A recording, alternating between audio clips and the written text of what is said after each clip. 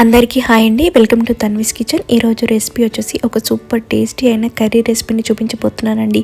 అదేంటంటే మునక్కాయ ఎగ్ కాంబినేషన్లో కర్రీని ఎలా చేసుకోవాలో చూపించబోతున్నానండి. ఎప్పుడు మునక్కాయ ప్లెయిన్గా కాకుండా అలాగే ఎగ్స్ ప్లెయిన్గా కాకుండా ఈసారి రెండింటిని కలిపి వండండి. టేస్ట్ మాత్రం అదిరిపోతుందండి. అంతేకాదండి, ఈ కర్రీని చేయడం పెద్ద కష్టం ఏం కాదండి. చాలా సింపుల్గా తక్కువ ఇంగ్రీడియంట్స్తో కూడా టేస్టీగా చేసేసుకోవచ్చండి.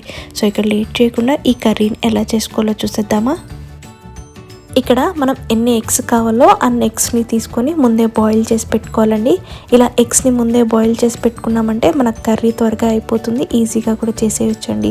నేను ఇక్కడ ఎగ్స్ని ముందే బాయిల్ చేసి పెట్టుకున్నానండి. ఇప్పుడు స్టవ్ వెలిగించి స్టవ్ మీద ఒక గిన్నె పెట్టుకొని అందులో 2 టీ స్పూన్ల ఆయిల్ని వేసి హీట్ చేసుకోవాలండి. ఆయిల్ హీట్ అవ్వగానే ఇందులో 1 టీ స్పూన్ జీలకర్ర ఆవాలను వేసి జీలకర్ర ఆవాలను మంచిగా ఫ్రై చేసుకోవాలండి.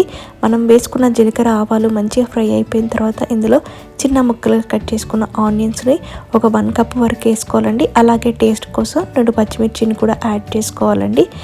ఇందులో పచ్చిమిర్చి నేను ఒకటే యాడ్ చేశానండి, టేస్ట్ కోసం మాత్రమే యాడ్ చేశాను. మళ్ళీ ఇందులో కారపొడిని కూడా యాడ్ చేస్తానండి. ఇలా పచ్చిమిర్చి ఆనియన్స్ ఆయిల్లో వేశాక అంతా ఒకసారి మంచిగా కలుపుకొని ఈ ఆనియన్స్ బ్రౌన్ కలర్లోకి వచ్చేంత వరకు ఫ్రై చేసుకోవాలండి. ఇక్కడ ఆనియన్స్ ఫ్రై అవుతున్నప్పుడే ఇందులో 2 రెమ్మల కరివేపాకును కూడా యాడ్ చేయాలండి. ఇలా కరివేపాకును కూడా వేసి మళ్ళీ అంతా ఒకసారి కలుపుకొని మనం వేసుకున్న ఆనియన్స్ పచ్చిమిర్చి కరివేపాకు అన్నిటినీ మంచిగా ఫ్రై అవ్వనివ్వాలండి.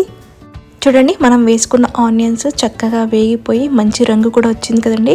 ఇప్పుడు ఇందులో 1 టీ స్పూన్ అల్లం వెల్లుల్లి పేస్ట్ని అలాగే 1/2 టీ స్పూన్ పసుపును యాడ్ చేసుకోవాలండి.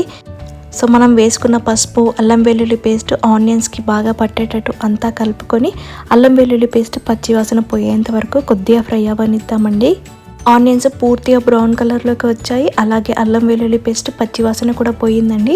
ఇప్పుడు ఇందులో మునక్కాయలను యాడ్ చేసుకుందామండి. ఇక్కడ నేను 3 మునక్కాయలను తీసుకొని నీట్గా వాష్ చేసుకున్నానండి. పైన ఉన్న చెక్క అంతా తీసేసి ఈ మునక్కాయలను ఆనియన్స్లలో వేసుకొని అంతా ఒకసారి మంచిగా కలిపేసుకొని మూత పెట్టేసి ఈ మునక్కాయలను ఇలాగే ఒక 2 నిమిషాలు మగ్గించుకోవాలండి. 2 నిమిషాల తర్వాత మూత తీసి చూద్దామండి. ఇలా మునక్కాయలు మగ్గేటప్పుడే ఇందులో కారము ఉప్పును యాడ్ చేసుకోవాలండి. మరి పూర్తిగా మగ్గిన తర్వాత ఉప్పు కారం యాడ్ చేసుకుంటే మనం కలిపేటప్పుడు మునక్కాయలు అనేవి విరిగిపోతాయండి. ఇలా ఉప్పు కారం యాడ్ చేసుకున్న తర్వాత ఇందులో 2 టమాటోలను చిన్న ముక్కలుగా కట్ చేసుకొని యాడ్ చేసుకోవాలండి. మనం వేసుకున్న ఉప్పు కారం టమాటోలు మునక్కాయలో బాగా కలిసిపోయేటట్టు అంతా ఒకసారి కలిపేసుకోవాలండి. ఇలా మంచిగా కలుపుకున్న తర్వాత మూత పెట్టేసి టమాటోలు సాఫ్ట్గా అయ్యేంత వరకు మగ్గనిద్దామండి.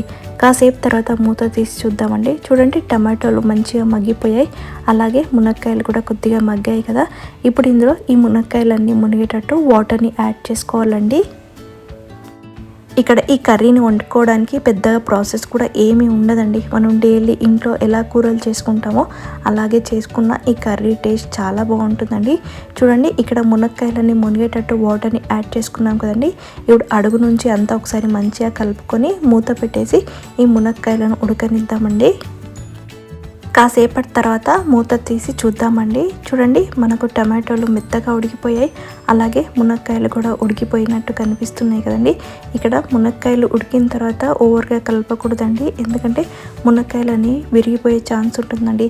ఇలా మునక్కాయలు టమాటో మంచిగా ఉడికిన తర్వాత ఇందులో మనం ముందుగా ఎగ్స్ని ఉడికించి పక్కన పెట్టుకున్నాం కదండి. సో ఆ ఎగ్స్ పైన ఉన్న షెల్ అంతా తీసేసి ఇలా ఎగ్స్కి ఘాట్లు పెట్టేసి ఉడుకుతున్న కర్రీలో డైరెక్ట్గా వేసేసుకోవాలండి. ఇలా డైరెక్ట్గా వేసుకున్న తర్వాత లైట్గా ఒకసారి కలుపుకొని మూత పెట్టేసి ఒక 2 మినిట్స్ ఈ కర్రీని ఉడకనిస్తే సరిపోతుందండి. ఇక్కడ ఆల్రెడీ మునక్కాయలు కూడా ఉడికిపోయాయి, అలాగే ఎగ్స్ని కూడా మనం ముందే ఉడికించి పెట్టాం కాబట్టి ఈ కర్రీ మళ్ళీ ఎక్కువగా ఉడకాల్సిన అవసరం లేదండి. ఒక 2 నిమిషాలు ఉడికించుకుంటే సరిపోతుందండి. 2 నిమిషాల తర్వాత మూత తీసి చూద్దామండి. చూడండి, కర్రీ అంతా కాస్త దగ్గర పడినట్టు అనిపిస్తుంది కదా. ఈ స్టేజ్లో 1 టీ స్పూన్ ధనియాల పొడిని యాడ్ చేసుకొని మళ్ళీ అంతా ఒకసారి మంచిగా కలిపేసుకోవాలండి. చివరిగా కాస్త కొత్తిమీర తరుగును వేసి మళ్ళీ అంతా ఒకసారి కలుపుకొని స్టవ్ ఆఫ్ చేసుకుంటే మనకు కర్రీ అనేది రెడీ అయిపోయిందండి. మరి ఈ కర్రీని ఎక్కువగా దగ్గరగా చేసుకున్నా అంత టేస్ట్ బాగోదండి. ఇలా కాస్త లూజ్గా ఉంటేనే బాగుంటుందండి. ఇప్పుడు రెడీ అయిపోయిన కర్రీని ఒక సర్వింగ్ బౌల్ తీసుకుందామండి. ఒక సర్వింగ్ బౌల్ తీసుకొని అందులోకి రెడీ అయిపోయిన కర్రీ మొత్తాన్ని సర్వ్ చేసుకొని చివరిగా మరింత కొత్తిమీరతో గార్నిషింగ్ చేసుకుంటే మునక్కాయ ఎగ్ కాంబినేషన్లో కర్రీ అనేది రెడీ అయిపోయిందండి.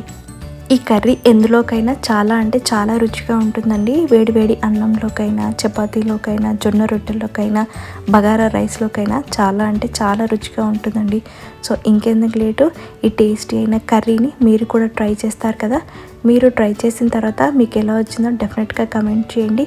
ఈ వీడియో మీకు నచ్చినట్లయినా లేదా మరిన్ని వీడియోస్ కోసమైనా please subscribe to my channel, like చేయండి, షేర్ చేయండి.